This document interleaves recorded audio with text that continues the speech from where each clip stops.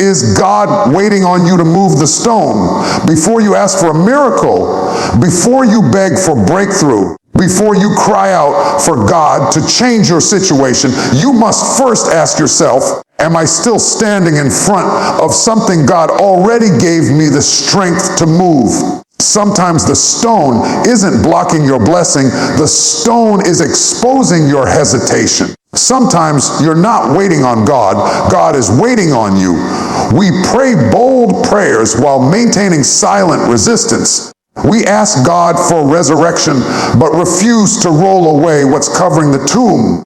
We ask for new beginnings, but keep protecting old fears. We want God to open doors we will not walk toward.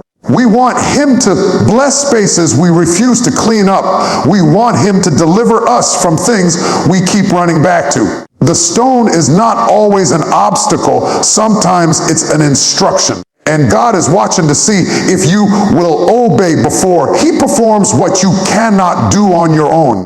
The truth is that many of the barriers in your life aren't outside, they're inside.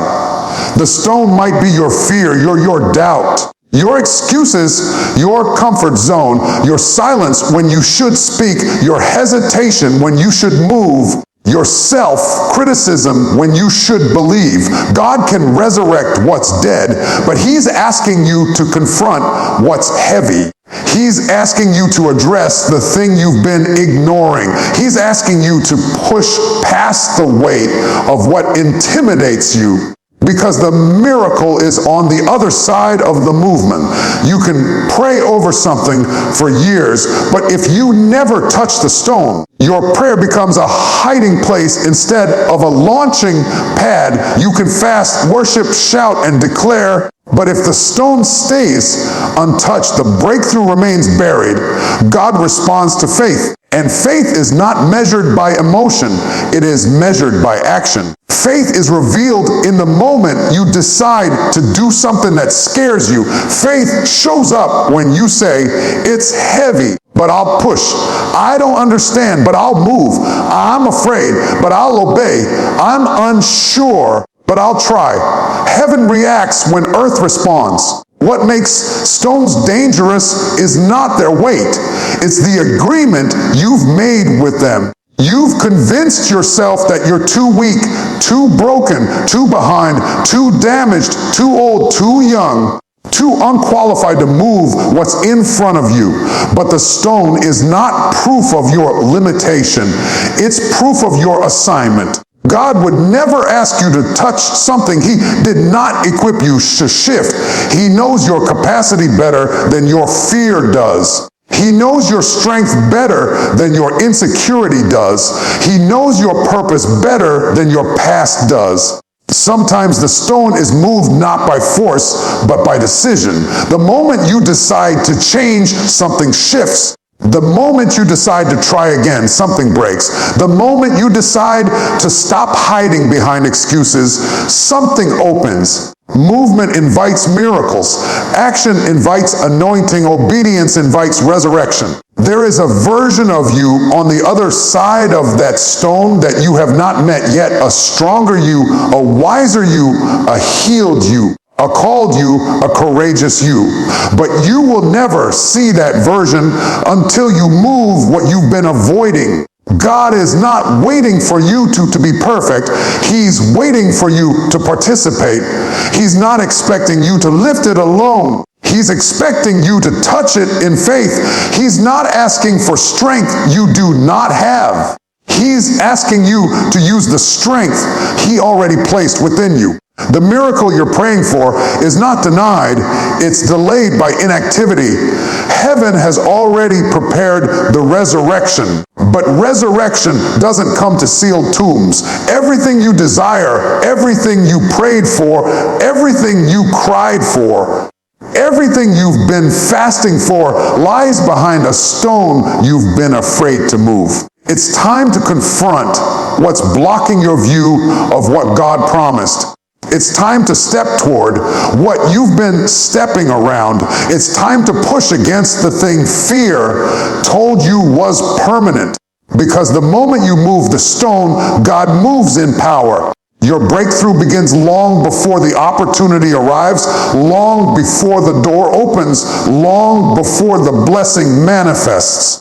It begins in the private, unspoken places of your mind where only you and God can hear the conversation. Your self-talk is the engine that drives your decisions, shapes your expectations, and builds the frame through which you interpret your entire life. Most people don't understand this.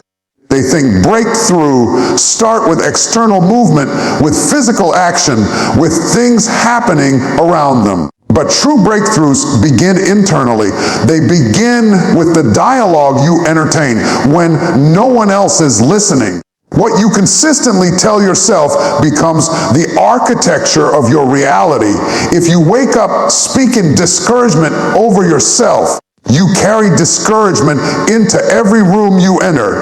If you wake up speaking possibility, your spirit walks through the day searching for alignment with that possibility. Your self-talk determines your posture, whether you lean toward faith or fold into fear. Many people lose battles not because the enemy is strong, but because their inner dialogue is weak. They don't see themselves the way God sees them.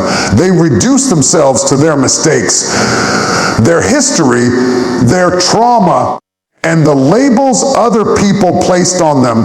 They allow the wrong voice to narrate their life, and that voice binds them long before any external obstacle can. The truth is, the enemy fights hardest in the battlefield of your mind because he knows if he can control the conversation, he can control your direction. If he can convince you that you're unworthy, you won't step into places God has already prepared for you. If he can make you believe your failure disqualified you, you won't try again, even though heaven was waiting for your next attempt. Every chain the enemy tries to wrap around your life begins as a whisper. And if you agree with that whisper, it becomes a wall. Your breakthrough requires you to challenge the voices that have been living in your head rent-free. You must confront the internal critic that tells you you're not good enough, not smart enough, not spiritual enough, not strong enough. That critic is not truth. It's a distorted echo of hurt, rejection, fear, and broken experiences. But you have the God-given authority to silence it. You have the right to replace every lie with a declaration of truth. You have the power to re-script the narrative playing inside your mind. Your self-talk is not just about words, it's about agreement. What you agree with shapes what you expect. And what you expect determines what you pursue. If you expect failure, you will sabotage opportunities. If you expect rejection, you'll avoid relationships that were meant to bless you. If you expect disappointment, you won't recognize divine appointments even when they're directly in front of you. But if you expect favor, you will walk like someone who knows doors will open. If you expect breakthrough, you will push stones instead of praying for God to do what He empowered you to do. If you expect transformation, you will stop repeating patterns that keep you stuck. Your inner dialogue must become a sanctuary where faith is fed, courage is cultivated, and identity is affirmed. You must speak to yourself the way God speaks to you. He calls you chosen, yet you call yourself unqualified. He calls you beloved, yet you call yourself broken. He calls you capable, yet you call yourself insufficient. He calls you victorious, yet you call yourself overwhelmed. Your breakthrough begins when you stop contradicting what God has spoken over your life. When your inner dialogue aligns with His voice, mountains start moving before you even touch them. It is not arrogance to speak life over yourself. It is agreement with heaven. It is not delusion to declare victory. It is partnership with divine intention. When you shift your self-talk, you shift your internal climate. And when the climate changes, the harvest changes. Breakthrough is nothing more than the external manifestation of an internal transformation. If your mind is stuck, your life will be stuck. But if your mind gets free, your life will break open in ways you never imagined.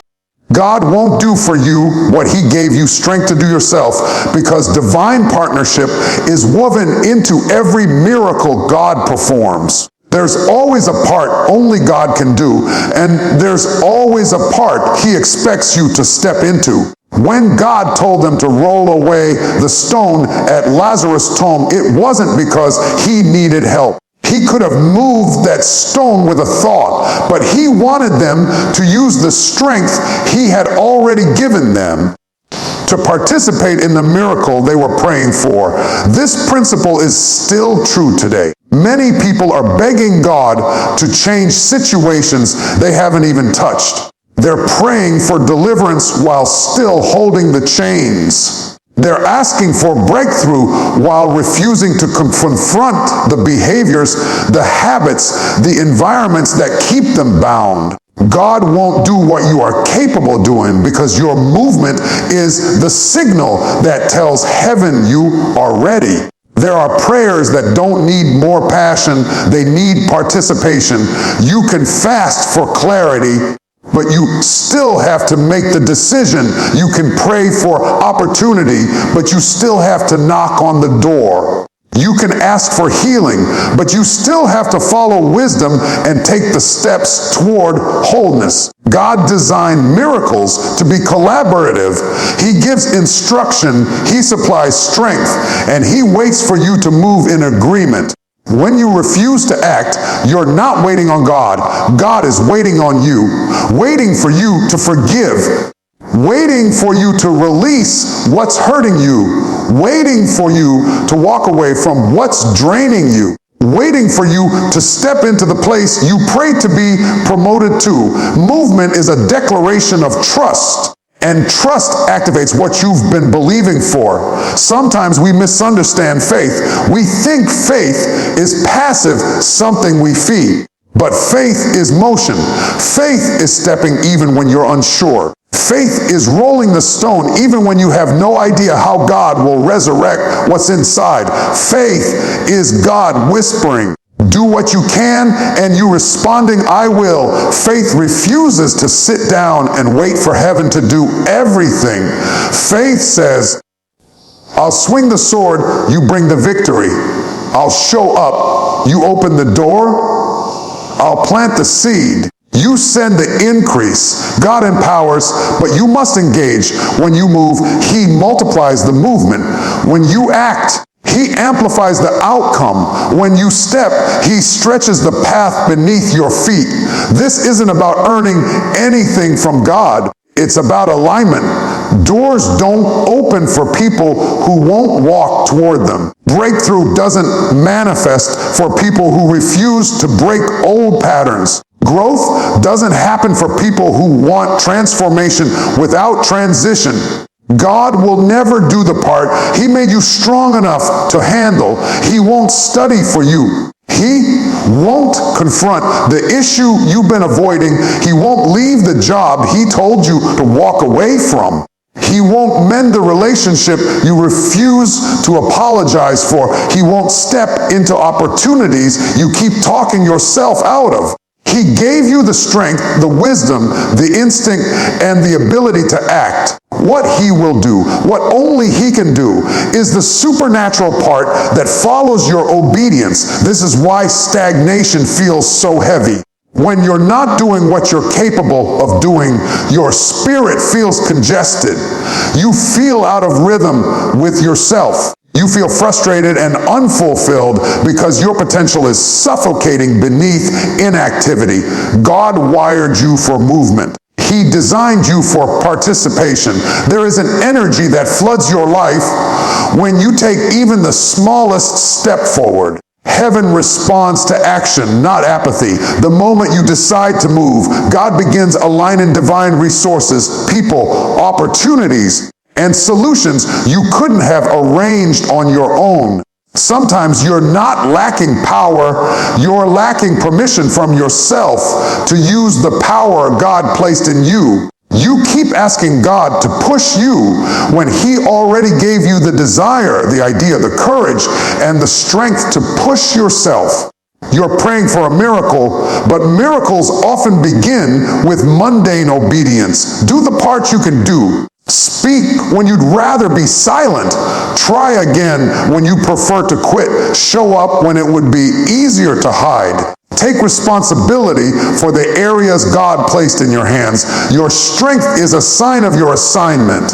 If God gave it to you, you're meant to use it. God won't do what you refuse to start.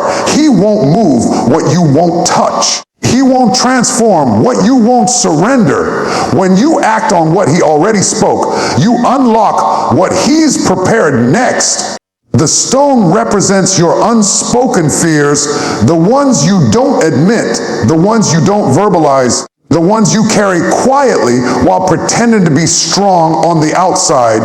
These are not the fears you post about, testify about, or acknowledge publicly.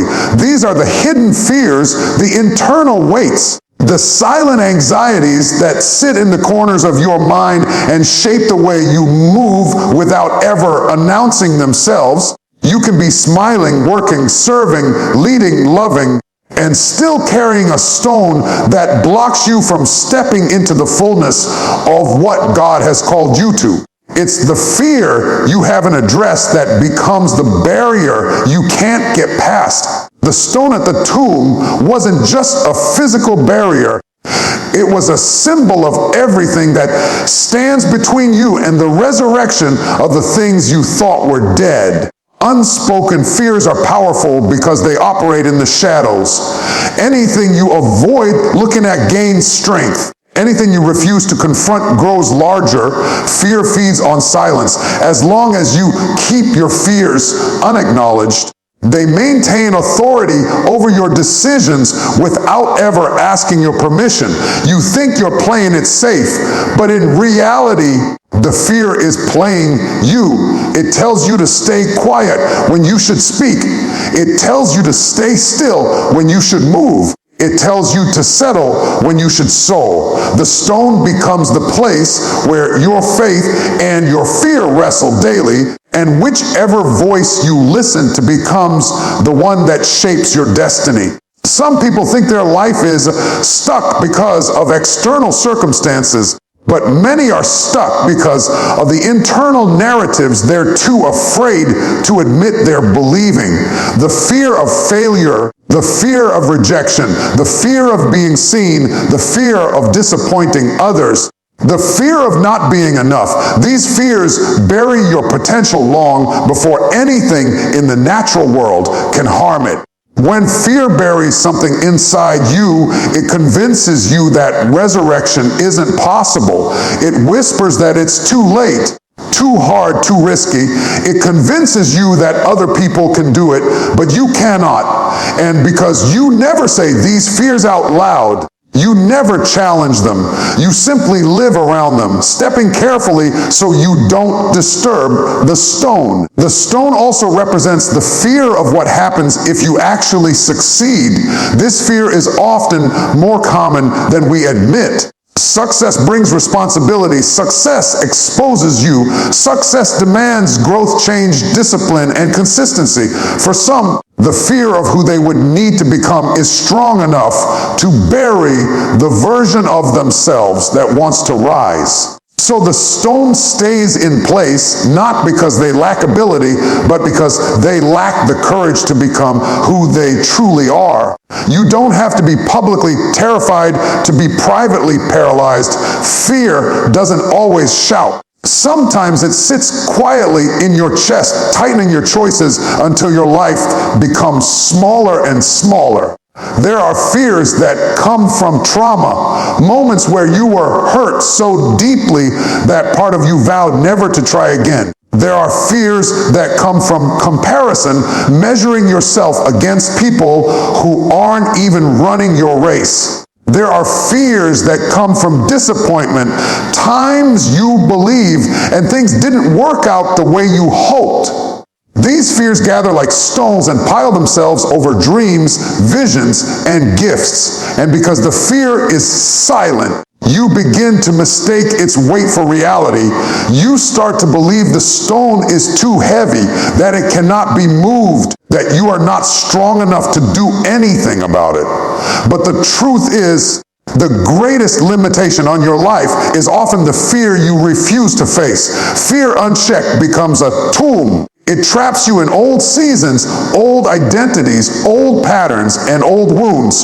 It keeps you circling the same mountains, praying the same prayers, needing the same encouragement over and over again because you never go deep enough to confront the root. The stone isn't just blocking your resurrection, it's blocking your vision of who you really are. Behind every fear is a version of you that is waiting to breathe again. But that version will remain hidden as long as the stone remains in place. Your unspoken fears do not disappear because you ignore them. They lose power when they are acknowledged, confronted, and brought into the light. The stone doesn't move itself. It responds to the courage to face what you've been avoiding. And the moment you decide to look at the fear instead of running from it, you weaken its grip and expose the truth. The stone was never stronger than the strength God placed inside you. Miracles happen on the other side of obedience because obedience is the bridge between what God promised and what you experience. Obedience is not about understanding everything God is doing. It's about trusting the one who knows what you cannot see.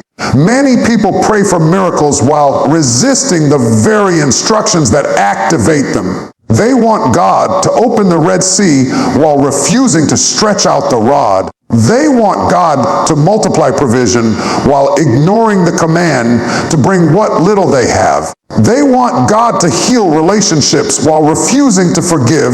They want God to enlarge their life while clinging to behaviors that keep them small. Obedience is the key that unlocks what prayer alone cannot release. There is always a moment before the miracle where God gives an instruction that doesn't make sense. It won't align with your logic.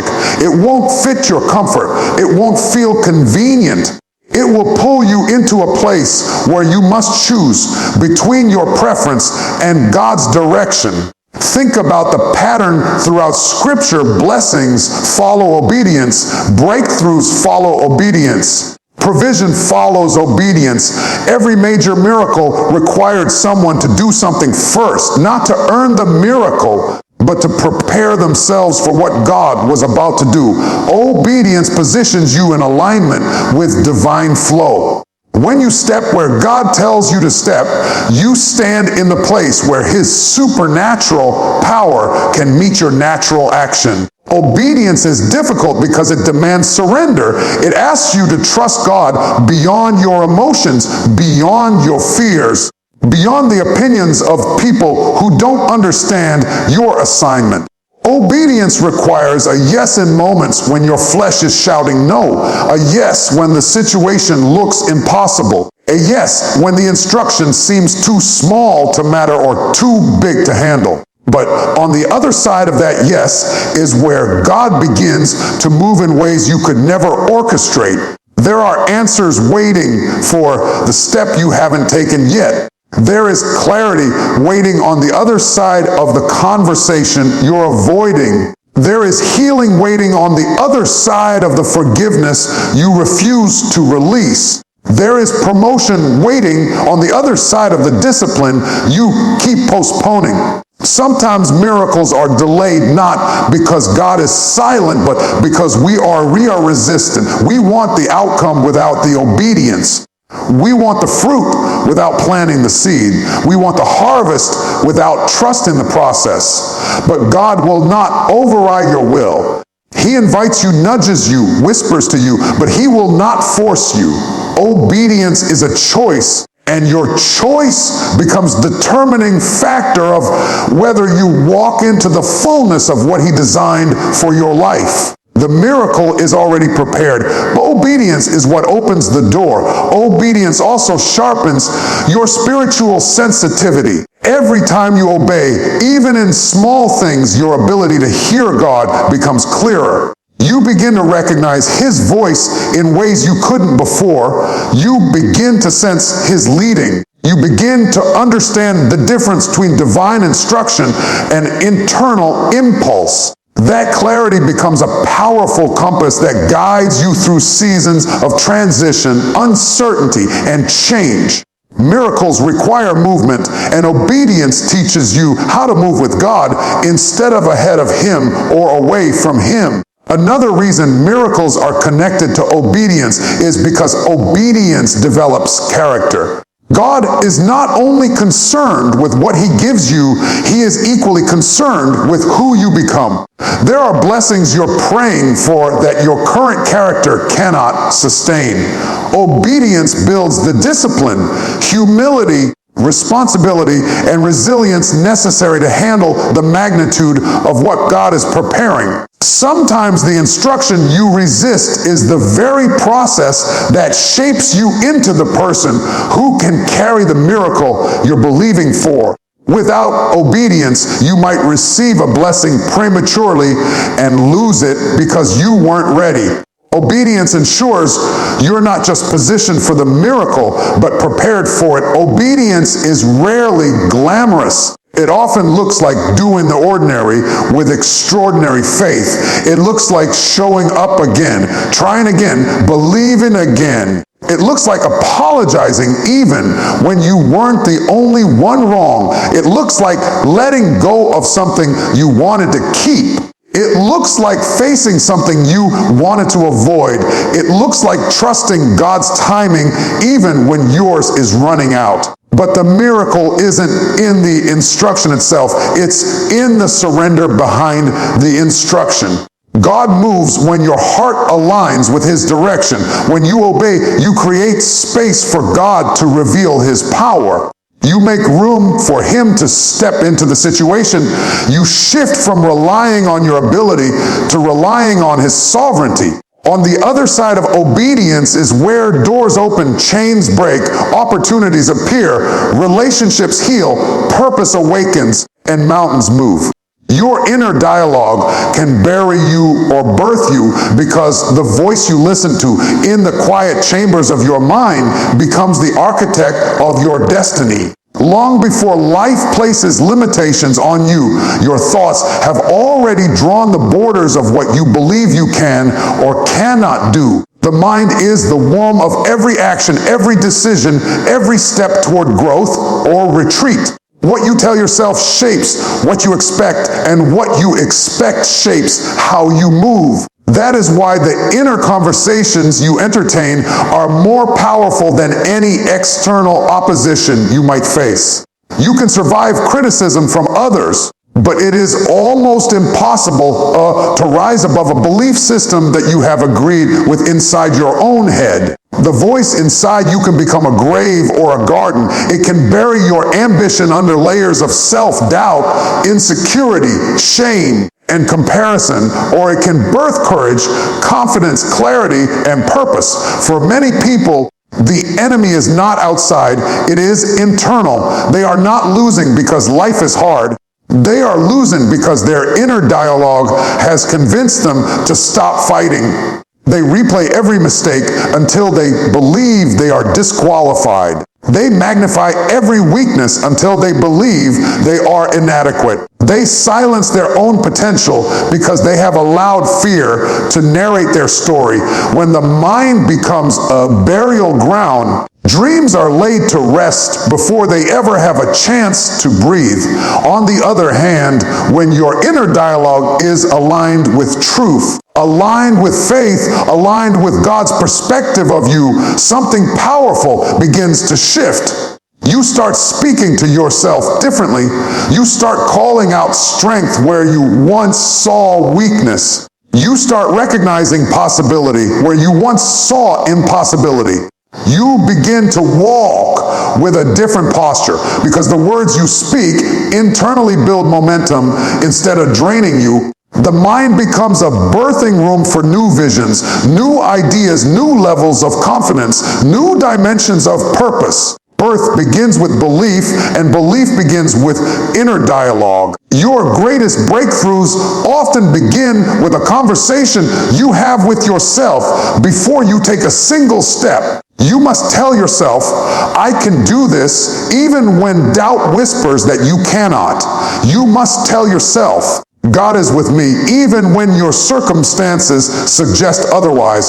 You must tell yourself, this is my season, even when nothing looks like it is changing. The words you speak internally are the seeds that produce the harvest of your reality.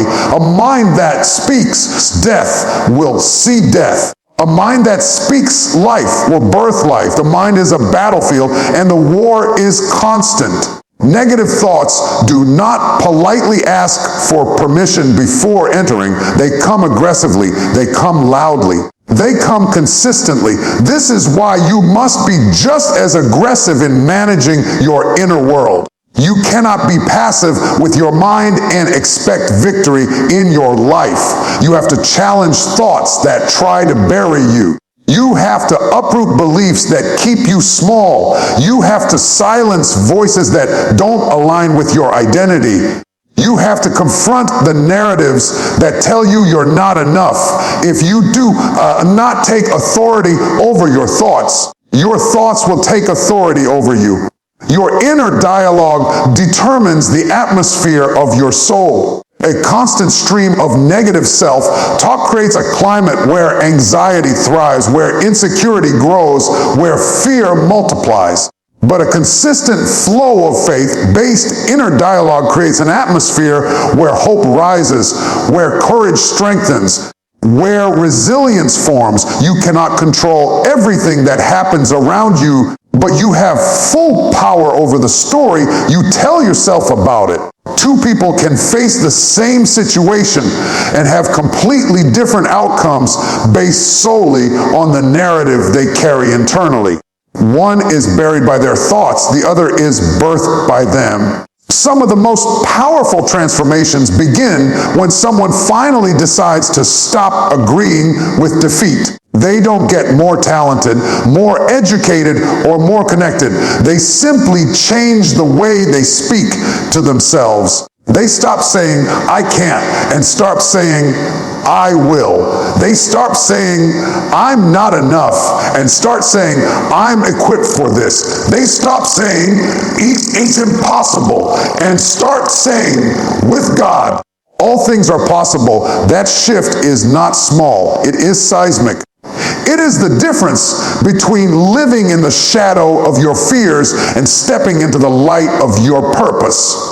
Heaven is waiting on earth action because God designed a world where the spiritual and the physical work together. What happens in the supernatural often depends on what happens in the natural. God speaks, but He expects you to move. God calls, but He requires you to respond. God opens a door, but He waits for you to walk through it. Many people sit in seasons of stagnation not because heaven has withheld anything, but because earth has not moved in alignment. The promise is ready, the blessing is positioned, the breakthrough is scheduled, but the human action that activates it has not yet taken place. Heaven does not respond to intention, it responds to execution. Action is the evidence that you believe what God said. Without movement, faith becomes theory. Without participation, prayer becomes routine. Without steps, vision becomes fantasy. Heaven recognizes faith through motion, motion in your decisions, motion in your habits, motion in your obedience. When God told Abraham to leave his country, the promise didn't manifest until he stepped out. When God told Peter to step out of the boat, the miracle didn't occur until his foot touched the water. God didn't need them to understand. He needed them to move. Because movement is the natural response to divine instruction. Earth must act for heaven to activate. Too often, people wait for God to change a situation while they remain unchanged in the situation. They want God to accelerate, but they refuse to take their foot off the brake. They want God to deliver them, but they keep revisiting the same patterns. They want God to elevate them, but they are still functioning in the habits of a lower level. Heaven is not slow. Humanity is hesitant. The distance between where you are and where God wants you to be is often measured by the actions you haven't taken yet. Not because you're incapable, but because fear, doubt, procrastination, or comfort has delayed your movement. Heaven is waiting for the moment you decide that stagnation no longer serves your destiny. Earth action often looks ordinary, but it carries extraordinary consequence. Small steps can carry supernatural weight. Sending the application, starting the business, apologizing first, cutting off the toxic habit, waking up earlier, showing up consistently, handling what God already gave you with excellence. These actions may seem small, but they signal something massive in the spirit realm. They tell heaven, I'm ready. They tell God, I believe you enough to move. Heaven is drawn to movement because movement reveals expectation. You don't walk toward what you don't believe is coming.